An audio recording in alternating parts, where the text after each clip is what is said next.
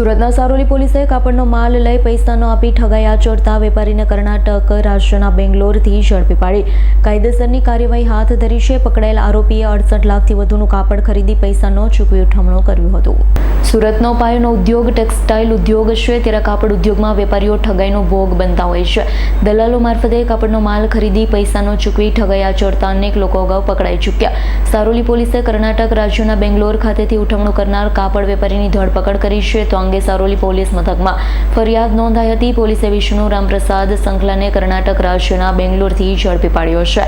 પકડાયેલ આરોપીએ કાપડ દલાલ મારફતે અન્ય વેપારીઓ પાસેથી કાપડનો માલ ખરીદી સમયસર પૈસા ન ચૂકવી ઠગાઈ આચરી. આરોપીએ શહેરના વેપારીઓ સાથે દલાલ મારફતે ઓળખાણ કરી મોટા પાયે કાપડનો માલ ખરીદી કાપડના માલને સસ્તા ભાવે રોકડમાં વેચી વિશ્વાસઘાત અને ઠગાઈ કરી છે. પકડાયેલા આરોપીએ 68,86,000થી વધુનો માલ ખરીદી વેપારીઓને પૈસા ચૂકવ્યા ન હતા. હાલ પોલીસે આરોપીની ધરપકડ કરી કાયદેસરની કાર્યવાહી હાથ ધરી. Bureau report Asna news Surat. અમારી તમામ માહિતીથી અપડેટ રહેવા માટે જોડાયેલા રહો S9 ન્યૂઝ સાથે.